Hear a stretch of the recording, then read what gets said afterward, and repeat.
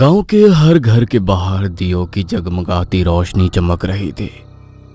गांव की चौखट पर पितरों के लिए भोग सजाया गया था। ढोल नगाड़ों की आवाज हर तरफ गूंज रही थी। सामने से डोली में बैठी नई नवेली दुल्हन गांव की चौखट पर पहुंचने ही वाली थी, मगर गांव की चौखट पर पहुंचने से पहले ही डोली को नीचे उतार दिया गया और समीर ने हाथ बढ़ाकर अपनी पत्नी प्रेरणा को डोली से नीचे उतारा। समीर की मां ने प्रेरणा के हाथ में आरती की थाली पकड़ाई, जिसमें एक जोत प्रज्वलित थी और भोग के लिए उसमें कुछ मिठाइयां रखी हुई थी। ये लो बहू, इस आरती की थाली से गांव की चौखट पर जाकर पितरों का नाम लेकर आरती करना। आज की रात पितरों का आवाहन करना बहुत जरूरी है। उन्हें भोग चढ़ाना।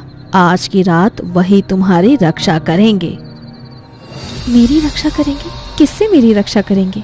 आज तक मैंने कभी किसी की शादी में इस तरह की रस्म नहीं देखी, जहां गांव की चौखट पर पितरों को आवाहन दिया जाता हो। पितरों को आवाहन तो हर कोई अपने घर के भीतर देता है, और गांव के हर घर के बाहर दिए क्यों जलाए गए हैं? आज तो दिवाली की रात भी नहीं है। दिवाली की रात भले ही नहीं है बहू, लेकिन यहाँ पर किसी की शादी की रात अमावस की रात से कम नहीं होती। अगर गांव के किसी भी घर की चौखट पर जलता दिया बुझ जाए तो अनर्थ हो जाता है। गांव पर मंडराने वाली प्रेत शक्ति वधू पर हावी हो जाती है। इसीलिए चौखट पर आरती ले जाकर पितरों का आवाहन करके उन्हें भोग चढ़ा दो। चलो। आशा की बातें सुनकर प्रेरणा कुछ घबरा सी गई, मगर वो अब उनके घर की बहू बन चुकी थी। इसलिए उनके घर और गांव की रस्मों को करने के अलावा उसके पास अब दूसरा कोई चारा नहीं था। इसलिए उसने गांव की चौखट पर पहुंचकर पितरों को आवाहन देना शुरू किया। वहां पर बज रहे ढोल नगाड़ों की आवाज अचानक से और तेज हो गई, मगर उनकी खुशी को कोई छुपकर देख रहा था। गांव के घर के पीछे काला लिबास पहने कोई शख्स उनकी तरफ ही देख रहा था। जैसे ही प्रेरणा ने आरती करके पितरों का आवाहन करना शुरू किया, तभी काला लिबास पहने वो शख्स गांव के एक घर की ओर बढ़ा और उसने उस घर के बाहर जल रहे दियों को बुझा दिया, और उसी समय आरती की थाली में जल रहा दिया भी बुझ गया। हे भगवान, ये तो घोर अनर्थ हो गया। आज से पहले तो ऐसा कभी नहीं हुआ कि आरती की थाली में जल रहा दिया इस तरह बुझ जाए। कहीं हमारे पितृ हमसे नाराज तो नहीं हो गए? बहू, तू ठीक तो है ना? बहू, बहू। माँ तुमसे कुछ पूछ रही है प्रेरणा। तुम माँ की बात का जवाब क्यों नहीं दे रही? अरे क्या हो गया है तुम्हें? कुछ बोलो तो सही। जब बार बार सबके बोलने पर भी प्रेरणा ने किसी की बात का जवाब नहीं दिया, तो समीर ने उसके कंधे पर हाथ रखकर उसे सहलाया।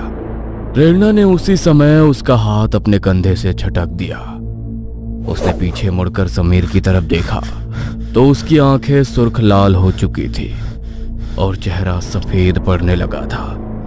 उसकी सांसें तेज हो चुकी थी। उसने गुस्से में समीर की तरफ देखा। लगता है वो प्रेत आत्मा बहू रानी पर हावी हो गई है। जल्दी से मंदिर से सिंदूर लेकर आओ, जाओ। नहीं छोड़ूंगी, मैं किसी को भी नहीं छोड़ूंगी।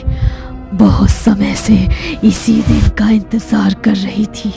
अब मुझे इजाजत मिल गई, अब कोई नहीं बचेगा।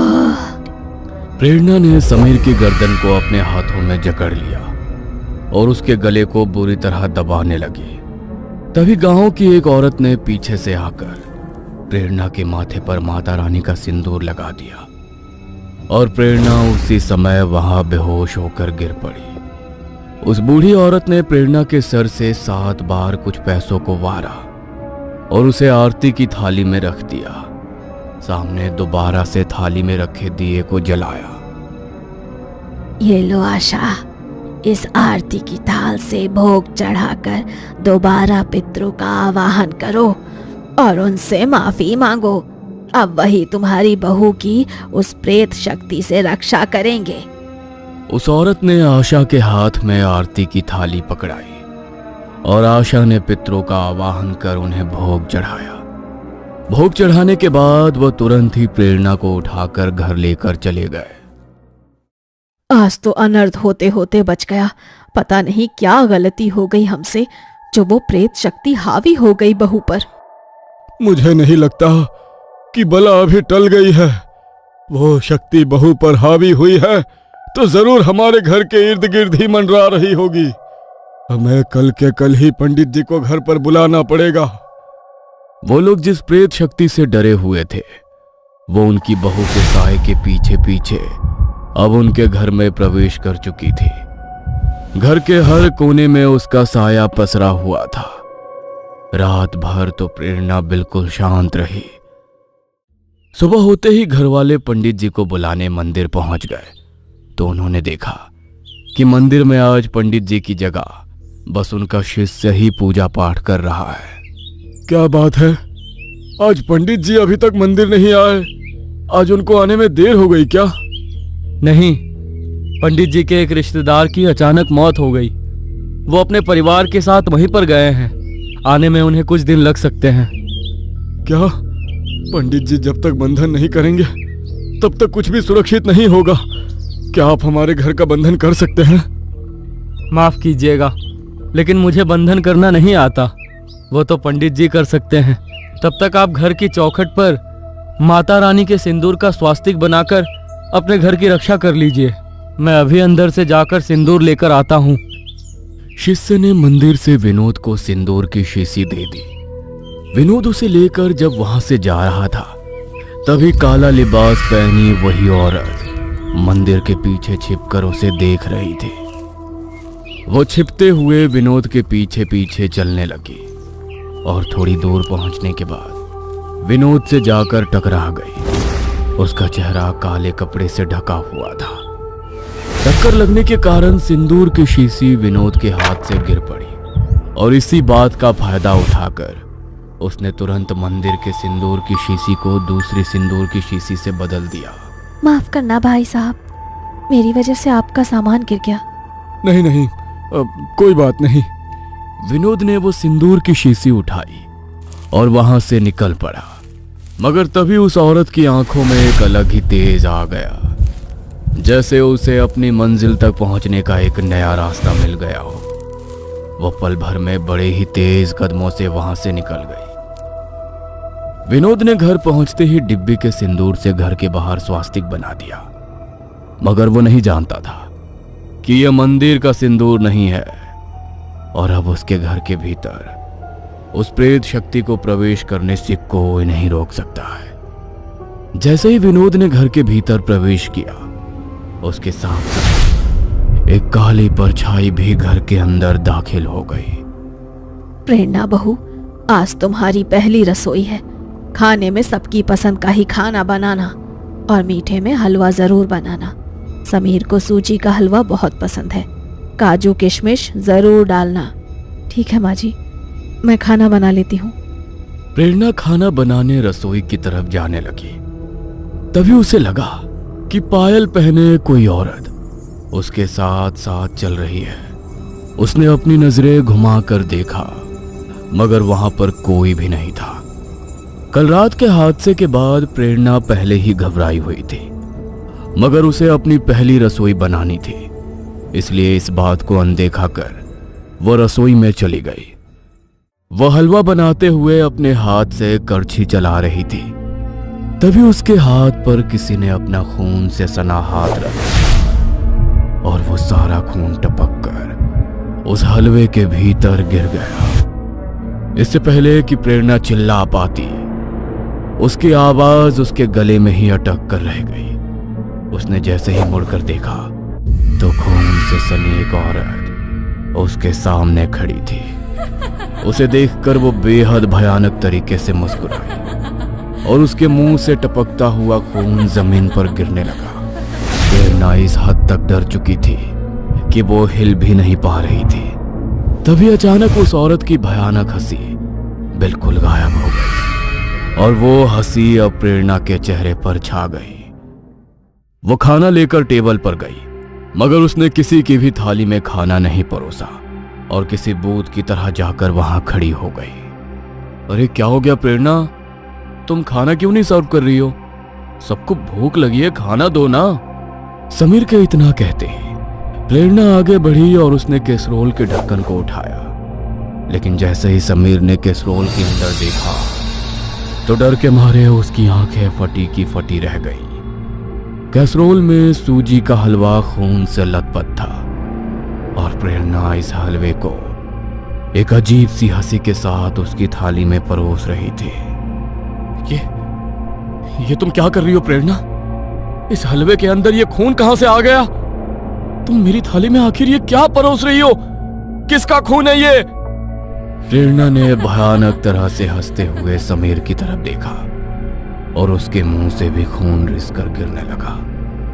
वो अचानक से समीर की तरफ बढ़ी और उसने समीर के बालों को पकड़कर उसके सर को सामने डाइनिंग टेबल पर जोर से दे मारा। समीर के माथे से खून का फवारा फूट पड़ा।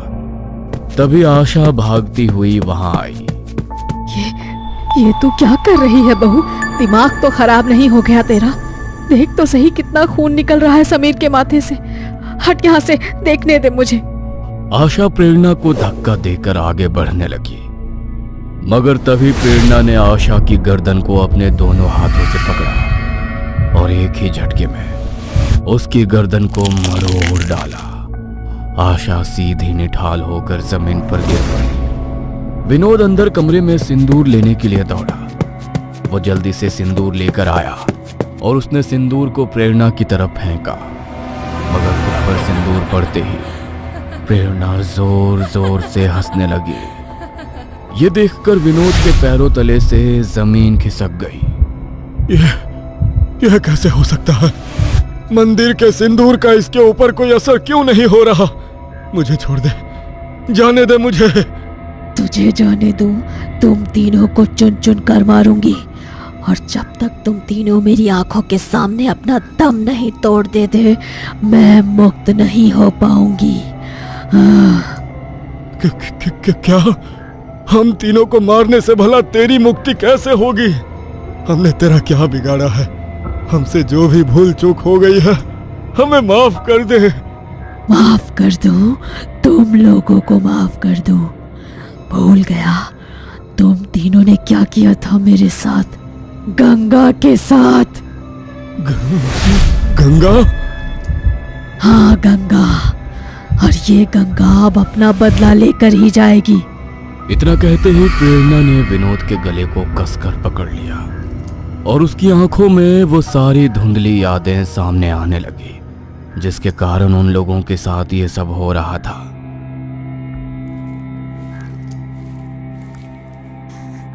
अरे क्या हो गया तुझे? तू इस तरह रो क्यों रही है? और मैंने तुझे कितनी बार बोला है कि इस तरह मुझे बाहर मिलने मत बुलाया कर। अगर किसी ने देख लिया ना तो बखेड़ा खड़ा हो जाएगा। अगर तुमने मुझसे शादी ना की तो बखेड़ा तो तब खड़ा हो जाएगा। मैं 3 महीने से पेट से हूँ। मुझे आज ही ये बात पता चली। अगर गांव में किसी को ये बात पता चल गई तो मेरी माँ तो मुझे जान से ही मार देगी। अब हमें शादी कर लेनी चाहिए। तुम अपने घर वालों से बात करो। तुम्हारा दिमाग खराब हो गया है क्या? कैसी शादी? कौन सी शादी? अरे हमारे घर में काम करने वाली नौकरानी की बेटी हो तुम। अरे तुमने सोचा भी कैसे कि मैं तुम जैसी लड़की से शादी करूंगा? इस बच्चे को मैं नहीं अपनाने वाला। क्या पता किसका पाप अपने पेट में लेकर घूम रही हो। क्या ये सब क्या बोल रहे हो तुम? तुमने मेरे बारे में ऐसा सोचा भी कैसे? ठीक बोलती थी मेरी सहेली कि इसकी बातों में मत आ, लेकिन मैंने ही कभी उसकी बात नहीं सुनी। मगर कोई बात नहीं, अगर तुम मुझे नहीं अपनाओगे तो मैं ये बात खुद से पूरे गांव में फैला दूंगी। भले ही मेरी जान जाती हो तो चली जाएगी, लेकिन चैन से मैं तुम्हें भी नहीं रहने दूंगी। पूरे गांव में बदनाम हो जाओगे तुम, और तुम्हारे परिवार का जो औहदा है वो भी मिट्टी में मिल जाएगा। नहीं, तुम ऐसा कुछ नहीं करोगी। वरना क्या? हाँ, तुम्हारी किसी बात से डरने वाली नहीं हूं मैं। मुझे अपनी जान की कोई परवाह नहीं है। ये सब बोलकर गंगा वहां से चली गई, लेकिन उसकी बातों से समीर को उसके परिवार के औहदे का डर खाने लगा। उसने डरते हुए ये बात अपने घर पर बताई। क्या बोल रहा है तू? तुझे वही लड़की मिली थी क्या, एक नौकरानी की बेटी? लेकिन अगर उसने गांव में ये बात फैला दी तो हमारी इज्जत तो मिट्टी में मिलकर ही रह जाएगी। गांव के लोग थू थू करेंगे हम पर। जानता हूं माँ, इसीलिए अब आप लोग ही मेरी मदद करो। अगर मैंने उसे मारा तो उसकी कुछ सहेलियों को हमारे बारे में पता है और मैं उन्हें नहीं जानता। अगर उन्होंने गांव में ये बात बता दी तो और मुसीबत हो जाएगी और सबको पता चल जाएगा कि उसे हमने ही मारा है। तब तो एक ही रास्ता है, उससे तेरी शादी कराने का। उसके अलावा फिलहाल हमारे पास दूसरा कोई चारा नहीं है। लेकिन पिताजी। अब इस लेकिन के लिए हमारे पास कोई समय नहीं है। जाओ और कहो उससे कि तुम मुझसे शादी करोगे। बाकी की बात बाद में करूंगा मैं तुमसे। समीर ने वही किया जो उसके घर वालों ने उसे करने को कहा। उसने गंगा से शादी कर ली। गंगा बहुत खुश थी कि समीर ने उसे धोखा नहीं दिया, मगर वो नहीं जानती थी कि उसके पीछे उन लोगों की क्या साजिश चल रही है। दोनों मेरी बात सुनो, इसका 8वां महीना पूरा होने को आया है। जैसा हमने सोचा था अब वैसा ही करना है। अगर घर में एक बार बच्चे की किलकारियां गूंज गईं तो और मुसीबत हो जाएगी। गंगा ऊपर वाले कमरे में कुछ सामान लेने गई थी और आशा की नजर उसी पर थी। जैसे ही गंगा सीढ़ियों से नीचे उतरने लगी तो आशा ने उसे सीढ़ियों से धक्का दे दिया और गंगा सीढ़ियों से गिरती हुई सीधा नीचे जाकर गिरी। उसके सर में गहरी चोट आई और वो जोर जोर से दर्द से चिल्लाने लगी, मगर उसके चिल्लाने की आवाज कोई सुन ना पाए। इसलिए समीर ने उसके चेहरे को एक कपड़े से बांध दिया। तुझे क्या लगा मैंने तुझसे शादी कर ली तो मैं तुझसे प्यार करता हूं? अरे मजबूरी थी मेरी, मजबूरी। अगर तुझसे शादी नहीं करता और ये बात पूरे गांव में फैल जाती तो बदनामी तो हमारी ही होती। लेकिन कोई बात नहीं, अब गांव वालों को कुछ भी पता नहीं चलेगा और ना अब तू इस दुनिया में रहेगी। गंगा सीढ़ियों से गिर गई है। इस बात का फायदा उठाकर उन लोगों ने उसके सर को जोर जोर से सीढ़ियों पर पटका और कुछ ही देर में गंगा ने अपना दम तोड़ दिया। उसकी मां पर दुखों का पहाड़ टूट पड़ा। उसके अंतिम संस्कार के बाद वो अपनी बेटी का कुछ सामान लेने उसके ससुराल पहुंची, मगर कमरे के भीतर वो लोग जो बातें कर रहे थे वो सुनकर उसके पैरों तले से जमीन खिसक गई।